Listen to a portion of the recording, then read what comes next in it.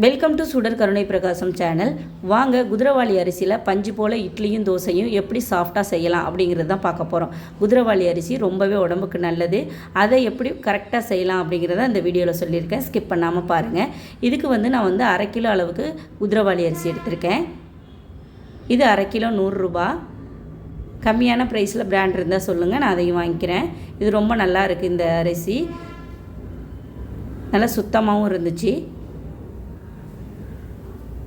இது ரொம்ப ரொம்ப நல்லது உடம்புக்கு. குதிரவாளி அரிசி நம்ம உடம்பை வெயிட் லாஸ் பண்ணணும்னு நீங்கள் நினச்சிங்கன்னா கண்டிப்பாக குதிரவாளி எடுத்துக்கோங்க. நல்ல பெனிஃபிட் உங்களுக்கு தெரியும். இதுக்கு நான் 1/2 கிலோ அப்படியே எடுத்துக்கிட்டேன். அளந்து பாத்திரத்தில் 2.5 கப்பு இருந்துச்சு. ஒரு பாக்கெட் ஃபுல்லாக எடுத்துக்கிட்டேன். நமக்கு 4 பேருக்கு 2 நாளைக்கு வரும். இந்த இட்லி தோசைக்கு 2.5 கப்பு இருந்துச்சு. 1/2 கிலோ மாவும் 1/2 கிலோ அரிசியும். பாருங்கள், இதுதான் குதிரவாளி அரிசி. நான் உங்களுக்கு க்ளோஸ்அப்பில் காட்டுறேன். பார்க்குறதுக்கு குருணையாக இருக்கும். நம்ம சேம் அந்த கம்பு சோளம் அந்த கம்பு கேழ்வரகு அந்த சைஸில் தான் இருக்குது. சாப்பிட்டு பார்க்குறப்ப நமக்கு அரிசி டேஸ்ட்டு வருது. இப்போ கம்பு இதெல்லாம் ராகியெல்லாம் வேறு டேஸ்ட்டு இருக்கும். இது சாப்பிட்றதுக்கு அரிசி டேஸ்ட்லேயே இருக்குது. நல்லா கழுவிடுங்க தண்ணி ஊற்றிட்டு. அதுக்கப்புறம் உளுந்து வெந்தயம்லாம் எந்த அளவு போடணும்னு நான் உங்களுக்கு சொல்கிறேன். ஃபஸ்ட்டு கழுவிடலாம். பார்த்திங்கன்னா அதில் நம்ம என்ன தான் அவங்க சுத்தம் பண்ணி அனுப்பியிருந்தாலும் நம்ம வீட்டில் நல்லா கையால் கிளஞ்சி கழுவி அதுக்கப்புறம் ஊற வைக்கணும். கண்டிப்பாக நல்ல தண்ணி ஊற்றி ஊற வைங்க. உப்பு தண்ணி ஊற்றி ஊற வைக்காதீங்க. பாருங்கள் மேலே எப்படி அந்த கலர் கருப்பாக இருந்துச்சு. இப்போ நல்லா க்ளீன் பண்ணி எடுத்துகிட்டு வந்துட்டேன். தண்ணி ஒரு 4-5 தண்ணி ஊற்றி கழுவுனதுக்கப்புறம் ஒயிட் கலரில் உள்ளார கிடக்கிற அரிசி குதிரவாளி அரிசி கிடக்கிறது தெரியுது பாருங்கள். இப்போ இந்த மாதிரி நம்ம ஊற வச்சுக்கணும். இது ஒரு நைட்டு காலையில் ஊற வச்சிக்கினா ஈவினிங் அரைக்கணும். இப்போ நைட்டு ஊற வச்சிக்கினா காலையில் அரைக்கணும். அந்த மாதிரி ஒரு 8 மணி நேரம் நல்லா ஊறணும் அந்த அரிசி. இப்போ இதுக்கு 125 கிராம் 1/2 கிலோ குதிரவாளி அரிசிக்கு 125 கிராம் நான் அந்த கப்பால் 2.5 கப்பு போட்டேன். 250 கப்பால் 2.5 கப்பு போட்டேன் குதிரவாளி அரிசி. இதுக்கு 125 கிராம் 1/2 கப்பு அளவுக்கு நான் உளுந்து சேர்த்துருக்கேன்.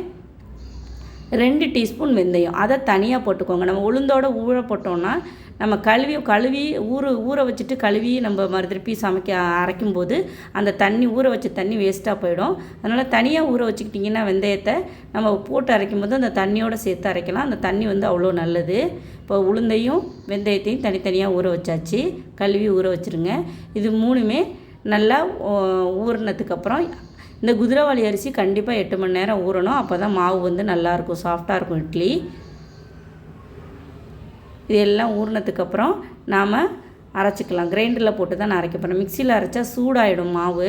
அது இப்போ வெயில் காலமாக சீக்கிரம் புளிச்சிரும். அதனால் நான் கிரைண்டரில் அரைக்கிறேன். மற்றபடி நீங்கள் கம்மியாக 1 கப்பு 2 கப்பு குதிரவாளி அரிசி தோசைக்காவோ இட்லிக்காவோ ட்ரை பண்ணிங்கன்னா மிக்சியில் கூட அரைச்சிக்கலாம்.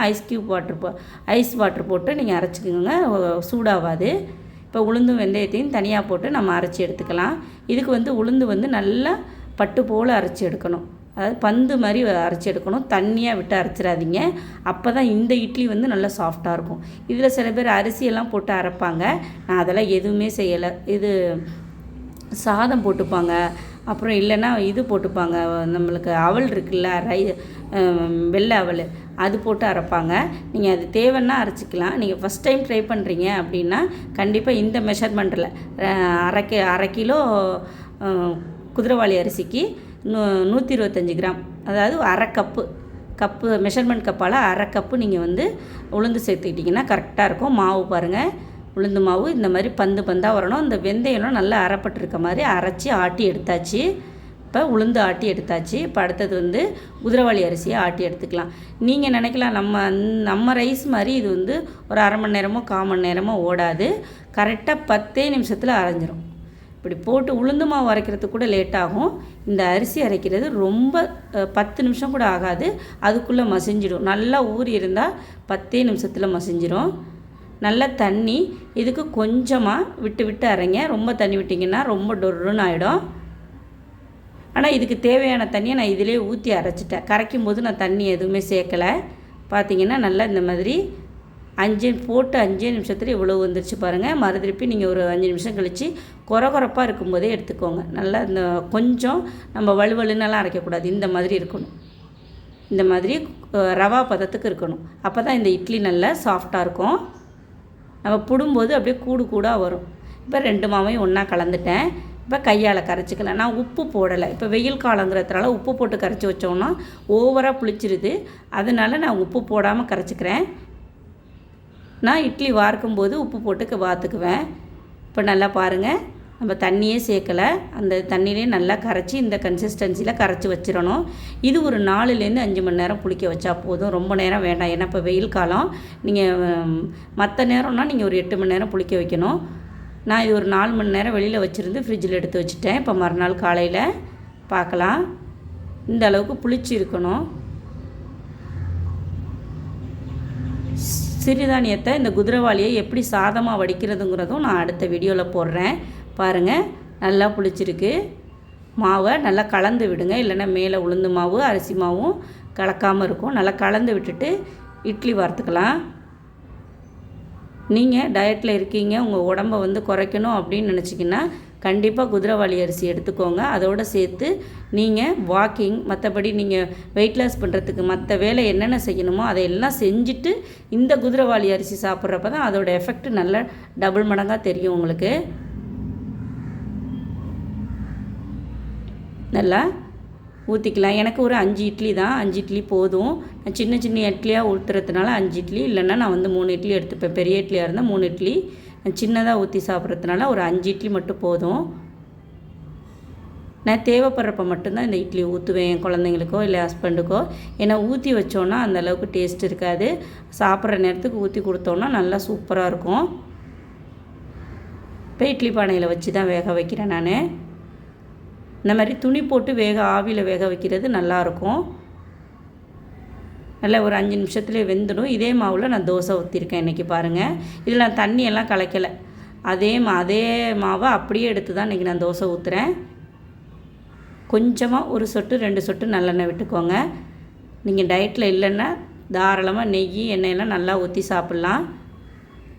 தோசையும் வாற்றி எடுத்துட்டேன். நல்லாவே வந்திருக்கு.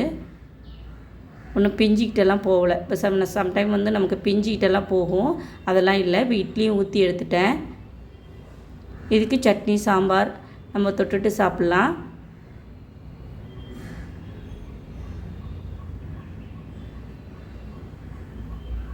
நல்லாவே வந்திருக்கு இட்லி. பாருங்கள், நான் இப்போ உங்களுக்கு புட்டு காட்டுறேன் பாருங்கள். உள்ளார நம்ம புட்டு பார்த்தோன்னா உள்ளார கொழப்பு தன்மை இருக்கக்கூடாது. எந்த இட்லி நீங்கள் எந்த வகையான இட்லி செஞ்சீங்கனாலும் இந்த மாதிரி கூடு மாதிரி உள்ளார தெரியுது பாருங்கள். இந்த மாதிரி தெரிஞ்சால் தான் அந்த இட்லி நல்லா சாஃப்டாக இருக்கும். சாப்பிடும்போது நமக்கு நல்லாயிருக்கும். நீங்களும் ட்ரை பண்ணி பாருங்கள், ரொம்ப டேஸ்டியாக இருக்கும். இட்லியும் தோசையும் ஒரே மாவில் நீங்கள் செய்யலாம். வேறு எந்த ப்ரிசர்வேட்டிவ் ஐட்டமும் நீங்கள் சேர்க்காமல் இந்த மாதிரி பஞ்சு மாதிரி ஓவர் நைட் புளிக்க வச்சுட்டு நீங்கள் இட்லி சுடுங்க. குதிரைவாளி அரிசி சூப்பராக இருக்கும். நன்றி, வணக்கம்.